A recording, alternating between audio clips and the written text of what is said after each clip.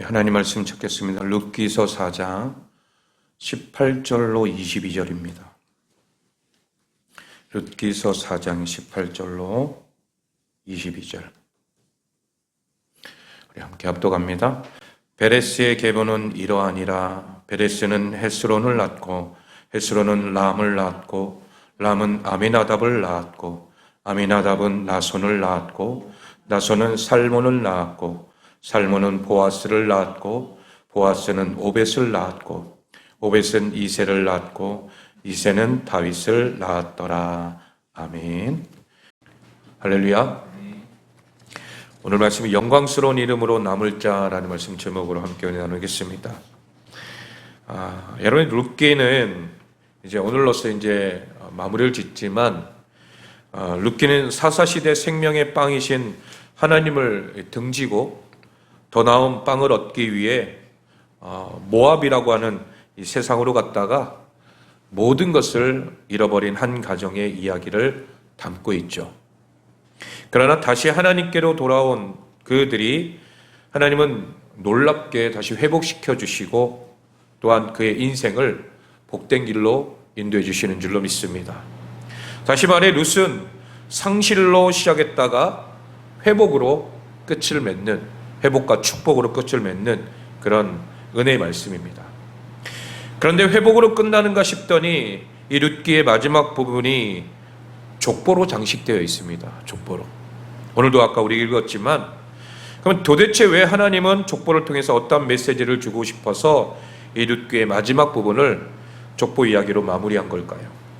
우리 룻기의 마지막을 장식하는 족보가 우리에게 주는 영적 교훈들을 우리가 함께 살펴보기를 원합니다. 첫 번째는 회복은 예수 그리스도를 통해 주신다라는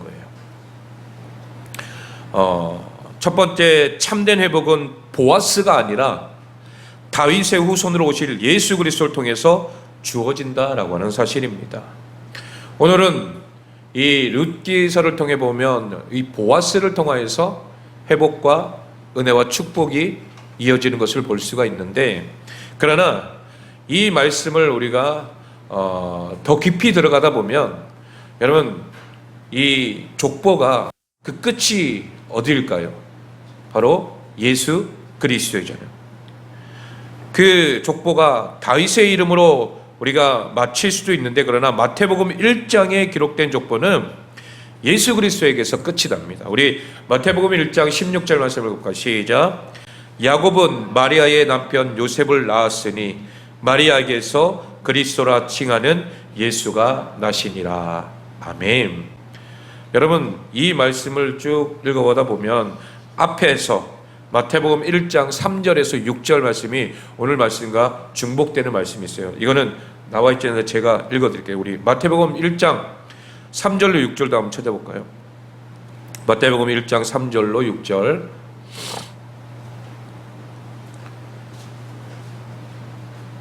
마태복음 1장 3절 6절 시작. 유다는 다말에게서 베레스와 세라를 낳고 베레스는 헤스론을 낳고 헤스론은 람을 낳고 람은 아비나답을 낳고 아비나답은 나손을 낳고 나손은 살몬을 낳고 살몬은 라합에게서 보아스를 낳고 보아스는 룻에게서 오벳을 낳고 오벳은 이새를 낳고 이새는 다윗 왕을 낳으니라. 다윗은 우리아의 아내에게서 솔로몬을 낳고. 아멘. 여러분, 이렇게 쭉 마태복음에 예수 그리스도의 계보, 그러면서 아까 우리 읽었던 16절이 야곱은 마리아의 남편 요셉을 낳았으니 마리아에게서 그리스도라 칭하는 예수가 나시니라. 아멘. 여러분, 완성은 누구예요? 바로 예수 그리스도이신 줄로 믿습니다. 그럼에도 다윗 왕이 이스라엘에게 있어서 갖는 아주 중요한 영적 의미가 있다면 바로 약속의 땅에 대한 완전한 회복이라는 거예요. 다윗 왕은 하나님께서 모세를 통해 약속한 가나안 땅, 그리고 여호수아를 통해 정복해 하신 약속의 땅을 통일한 왕이 바로 다윗 왕이에요. 다시 말해 모세에게 약속하셨던 가나안이 모세 때도 아니고 여호수아 때도 아니고 사사시대도 아닌 누구에게? 다윗 왕의 때에 와서 정복이 되었다라는 거예요. 이런 의미에서 보면 다윗 왕은 하나님께서 약속한 땅에 이 말씀을 통하여 순종하고 그분을 사랑하면서 주님이 원하시는 하나님의 나라로 아름답게 세워진 자가 바로 다윗입니다. 이러한 다윗의 모습은 누구를 상징해요? 바로 예수 그리스도를 상징한다라는 거예요. 왜냐하면 예수 그리스도는 죄와 죽음으로 저주받은 이 땅을 다시 하나님의 나라로 회복시키실 유일한 분이기 때문이라는 거예요. 우리에게 영원한 기업이 있다면 눈에 보이는 가나안이 아니라 저 하늘나라인 줄로 믿습니다. 하나님 나라의 백성의 자격을 박탈당했던 자들이 예수 그리스도라고 하는 평화의 왕으로 인하여 다시 그 나라에 들어갈 수 있게 되었다라는 거예요. 잃어버렸던 하나님의 나라를 회복시켜 주신 유일한 그분이 바로 다윗의 후손으로 오실 만왕의 왕 예수 그리스도이신 줄로 믿습니다. 여러분, 그래서 진정한 회복은 누구를 통해서요? 예수 그리스도를 통해서 주어진다라는 거예요. 여러분, 우리의 삶에도 많은 사람들을 통해서 위로를 받죠? 우리가 위로를 받지만 여러분, 그 사람을 사용하신 분이 누구예요? 바로 하나님, 주님이신 줄로 믿습니다. 며칠 전에 제가 신학교에서 함께했던 동기 목사님들이 저를 찾아왔어요. 두 분 목사님이 찾아오셔가지고 저에게 위로를 주셨어요. 그러니까 여러 가지 많은 상황들, 그 두 분 목사님도 개척하신 목사님이거든요. 그러니까 개척을 하셨기 때문에 개척의 어려움을 너무나도 잘 알고 있는 분들, 그분들도 몇 번 옮기셨대요.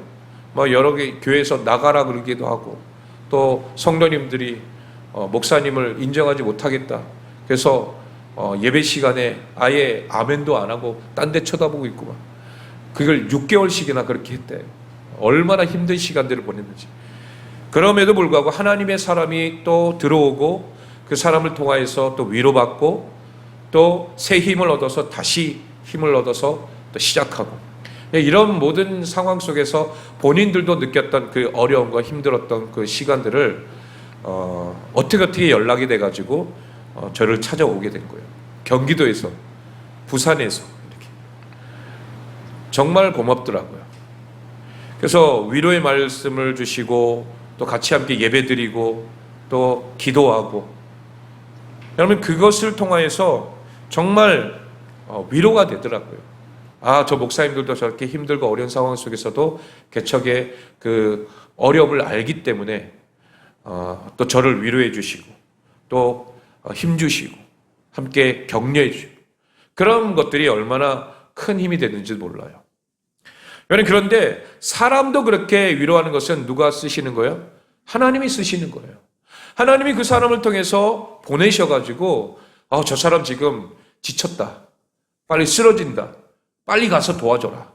이게 누가 하시는 일이에요? 하나님이 하시는 일이라는 거죠. 어떤 사람은 내가 이 시간 자살하려고, 목매어 죽으려고 딱 하는데 갑자기 밖에서 누가 띵동 하는 거예요. 그 띵동해서 죽으려고 딱 하는데 또 밖에서 띵동 하니까 그 마음이 갑자기 툭 내려앉으면서, 그래, 잠깐 누군가 하고 보려고 그렇게 봤는데 전도 나오신 분이라는 거예요. 그래서 전도 나오셔가지고 그분이 복음을 전하면서 예수 그리스도를 믿게 됐다. 이런 간증들도 있었어요. 여러분, 그것은 누가 보내시는 거예요? 하나님이 보내시는 거예요. 여러분, 그래서 회복이라고 하는 것은 결국 마지막은 예수 그리스도라는 거예요. 예수님을 통해서 우리 인생의 놀라운 회복을 허락해 주시는 줄로 믿습니다. 여러분, 오늘 말씀에도 보아스가 아니에요. 이 보아스를 쓰신 분이 누구예요? 하나님이시고, 또 그 이후에 계보를 통해서 다윗 왕도 또 하나님께서 쓰시고, 그 다윗 왕의 어떤 그 모습은 결국 예수 그리스도를 상징한다라는 것을 우리가 알기에 오늘 우리에게까지 말씀이 주시는 줄로 믿습니다. 그리고 그 말씀은 우리에게 큰 위로가 되는 줄로 믿습니다. 두 번째로는 누구든지 예수 안에 들어올 수 있다라는 거예요. 룻기의 마지막을 장식하고 있는 족보가 우리에게 주는 두 번째 영적 교훈은 누구든지 들어올 수 있다라는 거예요. 우리 18절 말씀도 한번 볼까요? 다시 시작. 베레스의 계보는 이러하니라. 베레스는 헤스론을 낳고. 아멘. 여러분, 룻기에 기록된 족보는 베레스에서부터 시작돼요. 아까 우리 마태복음에는 쭉 아브라함부터 시작해서 예수 그리스도까지 해서 끝났지만, 그러나 여기 룻기서에는 베레스부터 시작됩니다. 베레스는 우리가 잘 아는 야곱의 아들 유다가 그의 며느리 다말에게서 낳은 쌍둥이 아들 중에 하나입니다. 다말과 룻은 어떤 의미에서 보면 많이 닮아 있어요. 왜냐하면 그녀 역시 룻과 같이 하나님께서 주신 가정이란 기업을 끝까지 지키는 것을 아주 중요한 사명으로 여겼기 때문이라는 거예요. 어찌되었든 간에 룻기의 족보는 괜찮은 족보는 아닌 것 같아요.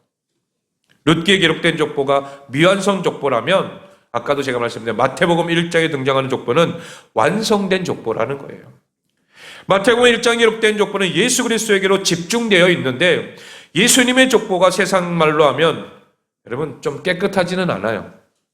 왜 그럴까요? 거기에는 길거리 여인도 있고, 시아버지와 며느리 사이에서 나온 이도 있고, 남의 아내를 취한 이도 있고, 아내를 팔았던 이도 있고, 여러분 이런 모습들을 보면 인간의 참 추악한 모습들이 그 안에 그대로 담겨 있대요. 예수님의 족보에 죄의 냄새로 가득한 인간의 연약함이 다 들어가 있다는 거예요. 이것을 다른 말로 표현하면 예수님께서 냄새나는 모든 인간의 모든 연약함을 다 끌어안고 계신다라고 하는 의미라는 거죠. 예수님은 누가 되었든 간에 자신이 죄인임을 인정하고 또 나오미처럼 모든 것을 잃었다 해도 모든 있는 모습 그대로 예수님 앞에 나오기만 하면 하나님께서 당신의 자녀로 삼아주시겠다라고 하는 약속이 바로 이 족보에 기록되어 있는 것입니다. 우리는 순수한 혈통을 중요시 여기지만 예수님은 순수한 혈통을 중요하게 여기지 않습니다. 인간의 어떤 그런 모습들 연약하죠. 부족하죠. 그러나 주님은 그 모습을 보지 않아요. 우리의 마음의 중심을 보시는 줄로 믿습니다. 그분은 죄인임을 인정하는 자들을 원하고 계신다는 거예요. 주님, 제가 죄인입니다. 저는 연약합니다. 주님밖에 없습니다. 여러분 그런 고백을 듣기를 원하시는 줄로 믿습니다. 왜냐하면 이 땅에 순수한 혈통은 없기 때문이라는 거예요. 그분이 원했던 것은 바로 겸손히 하나님 앞에 나와서 은혜를 구하는 거예요. 나는 연약한 죄인입니다. 여러분, 그래서 바리새인들처럼 나는 하나님 앞에서 모든 걸 다 했습니다. 철저히 율법도 지키고 금식도 하고 열심히 하나님의 뜻대로 살았습니다. 여러분, 그것은 아니라는 거예요. 나는 연약하고 부족하고 죄인 중에 괴수입니다. 여러분, 그런 어떤 나의 그 신앙 고백, 내가 연약하다는 것을, 죄인이다라는 것을 철저히 알고 겸손히 하나님 앞에 나가는 그런 사람들을 주님은 지금도 찾고 계신 줄로 믿습니다. 그래서 누구든지 누구 안에 예수님 안에 들어올 수 있다는 거예요. 예수님의 족보 안에는 정말 씻을 수 없는 죄를 가진 사람들이 다 들어있잖아요. 그런데도 그들까지도 다 뭐 하겠다라는 거예요? 품으시겠다라는 거예요. 여러분, 우리도 어떻습니까? 우리는 좀 낫습니까? 우리는 좀 다른 사람보다, 여기 족보에 기록된 자들보다 좀 나아요?